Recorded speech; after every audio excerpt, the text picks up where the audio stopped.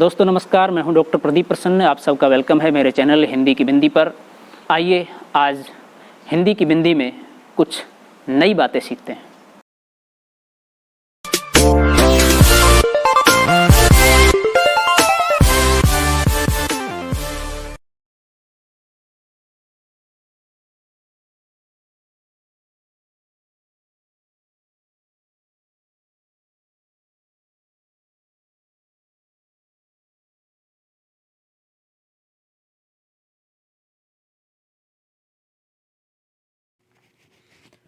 विद्यार्थियों, आज की वीडियो हम बना रहे हैं कक्षा 11 की हिंदी की पाठ्यपुस्तक आरोह के पाठ विदाई संभाषण से। यह मूलतः बाल मुकुंद गुप्त जी द्वारा लिखे गए शिव शंभू के चिट्ठे से संकलित किया गया है, उससे लिया गया है। और इस अंश में, इस लेख में अंग्रेज शासक लॉर्ड कर्जन के समय में भारतीय लोगों की क्या स्थिति थी, उसको व्यंग्यात्मक रूप से कहा गया है। हम पाठ का वाचन करें, साथ साथ उसका अर्थ, भाव और व्याख्या विश्लेषण करें। उससे पहले आपसे आग्रह है, यदि आपने हिंदी की बिंदी चैनल को अभी तक भी सब्सक्राइब नहीं किया है, पहली बार आप विजिट कर रहे हैं और कक्षा 8 से लेकर के ऊपर की सभी कक्षाओं मास्टर तक की वीडियो आप देखना चाहते हैं, साथ ही आप अकादमिक परीक्षाओं की, प्रतियोगी परीक्षाओं की तैयारी भी करना चाहते हैं और उनमें हिंदी भाषा, हिंदी व्याकरण, हिंदी काव्यशास्त्र, हिंदी साहित्य का अध्ययन करना चाहते हैं ऑनलाइन यूट्यूब के माध्यम से, और तथ्यात्मक रूप से सही अध्ययन की कोशिश हम करवाते हैं, तो ये आप करना चाहते हैं तो आप हिंदी की बिंदी चैनल को सब्सक्राइब कर लीजिए। समय समय पर सभी महत्वपूर्ण जानकारियाँ, टॉपिक हम यहाँ पब्लिश करते रहते हैं और बेल आइकॉन को भी दबा लीजिए ताकि सभी प्रकार की सूचनाएं वीडियो बनने की आप तक यथासंभव पहुँच सकें। तो आइए शुरू करते हैं आज की वीडियो। विदाई संभाषण। विदाई संभाषण शीर्षक का अर्थ है, मतलब कि जब कोई जा रहा हो, जब किसी को विदा किया जाए तो उस समय दिया जाने वाला संभाषण, उस समय दिया जाने वाली भाषण, स्पीच। माय लॉर्ड, ये उनका तकिया कलाम था, यहाँ से वो प्रारंभ करते थे। यानी कि जैसा कि आपने कोर्ट कचहरियों में देखा होगा, फिल्मों में देखा होगा कि लॉर्ड का मतलब होता है ईश्वर, भगवान। तो जज को भी संबोधित करते हुए कहते हैं मी लॉर्ड या माय लॉर्ड। अंत को आपके शासनकाल का इस देश में अंत हो गया। अब आप इस देश से अलग होते हैं। इस संसार में सब बातों का अंत है। इससे आपके शासनकाल का भी अंत होता, चाहे आपकी एक बार की कल्पना के अनुसार आप यहाँ के चिरस्थायी वायसराय भी हो जाते। ये उस समय का है जब लॉर्ड कर्जन काफ़ी कुछ अन्याय और अत्याचार भारतीय लोगों पर कर रहे थे, प्रेस पर प्रतिबंध लगा दिया था। और जब बहुत सारी बातें ऐसी करने लगे तो न कि भारतीयों के द्वारा बल्कि अंग्रेज़ों के द्वारा भी उनका विरोध होने लगा, इंग्लैंड के द्वारा भी उनका विरोध होने लगा। तो उन्होंने अपने पद से इस्तीफा दिया और उस समय क्या स्थिति उनकी चल रही है उसके ऊपर कटाक्ष करते हुए गुप्त जी ने ये लेख लिखा है। तो यदि आप कल्पना कर रहे हो कि आप यहाँ पर चिरस्थायी वायसराय रहते तो भी आपके शासनकाल का अंत कभी ना कभी तो होना ही था, तो आज हो गया। किंतु इतनी जल्दी वह समय पूरा हो जाएगा, ऐसा विचार न आप ही का था न इस देश के निवासियों का। यानी कि बहुत जल्दी शासनकाल समाप्त हो गया आपका।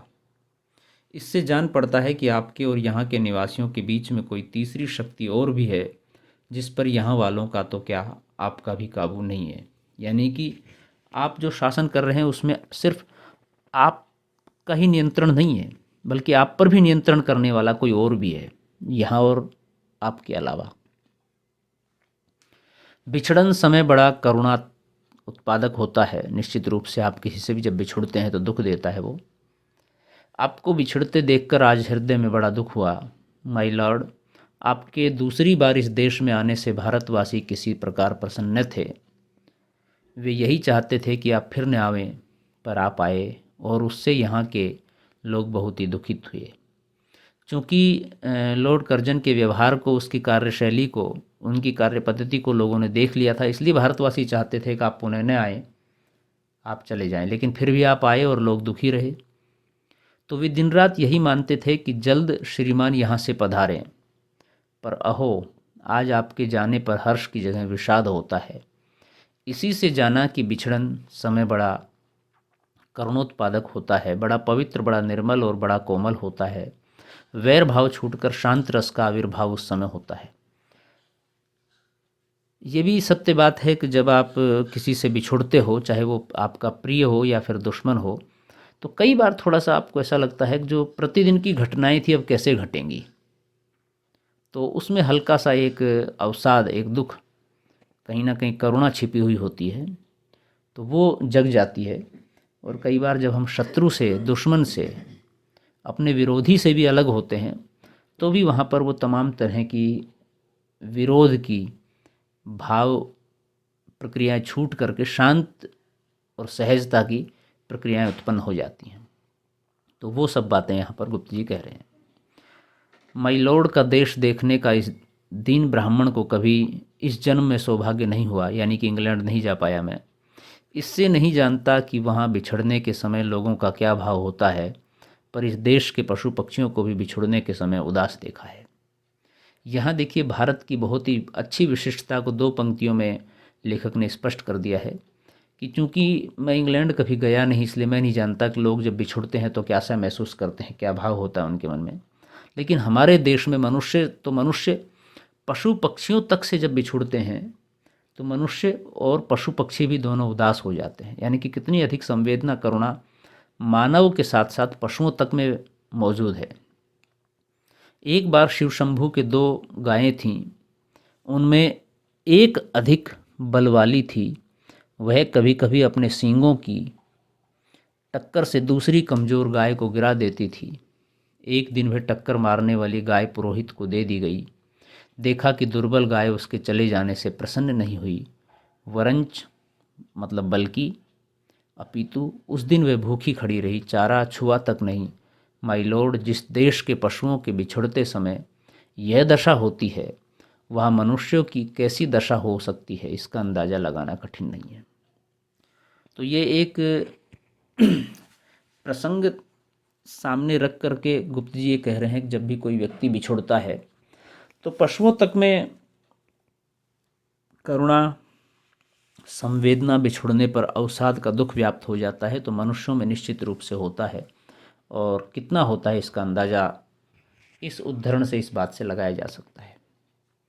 आगे भी इस देश में जो प्रधान शासक आए, अंत में उनको जाना पड़ा। इससे आपका जाना भी परंपरा की चाल से कुछ अलग नहीं है। मतलब जो आता है वो जाता है, इसमें कोई बड़ी बात नहीं है।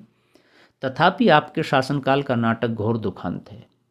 और अधिक आश्चर्य की बात यह है कि दर्शक तो क्या, स्वयं सूत्रधार भी नहीं जानता था कि उसने जो खेल सुखांत समझकर खेलना आरंभ किया था वह दुखांत हो जाएगा। यानी कि आप जो काम कर रहे थे, आप तो ये समझ रहे थे कि मैं शासन को बेहतर कर रहा हूँ, जनता में ये तमाम चीज़ें लागू करके जो नियम आपने लगाए, लागू किए, उससे शासन अच्छा होगा, भारतीय लोग खुश होंगे, यहाँ प्रगति होगी। लेकिन वो सब दुखांत होंगे और उनका परिणाम गलत होगा, ये शायद आपने भी नहीं सोचा था। जिसके आदि में सुख था, मध्य में सीमा से बाहर सुख था, उसका अंत ऐसे घोर दुख के साथ कैसे हुआ। आह! घमंडी खिलाड़ी समझता है कि दूसरों को अपनी लीला दिखाता हूँ, किंतु पर्दे के पीछे एक और ही लीलामय की लीला हो रही है, वह उसे खबर नहीं। यानी कि आप जब सोचते हो कि मैं चीज़ों को संचालित कर रहा हूँ, तो ये कई बार गलतफहमी होती है। आपके पीछे उस चीज़ को संचालित करने वाले कोई और लोग भी होते हैं, या अप्रत्यक्ष रूप से कहा जाए तो एक तरह से लेखक ये कह रहे हैं कि ईश्वर है, जैसे सबसे ऊपर सर्वोपरि, पूरी सृष्टि को, पूरी कायनात को चलाने वाला, ऐसे ही हर व्यक्ति के ऊपर कोई ना कोई है। उसको देखने वाला, संचालित करने वाला। तो कहीं भी हमें ये अहम या घमंड नहीं होना चाहिए कि हम सर्वोपरि हैं, हम सब कुछ चला रहे हैं। इस बार बम्बई, ये स्टार इसलिए लगा रखा है कि उस समय बम्बई कहा जाता था, मुंबई को आज मुंबई कहा जाता है, बल्कि बॉम्बे कहा जाता था पहले, तो उससे पहले भी। इस बार बम्बई में उतरकर माय लॉर्ड, आपने जो इरादे जाहिर किए थे, ज़रा देखिए तो उनमें से कौन कौन पूरे हुए।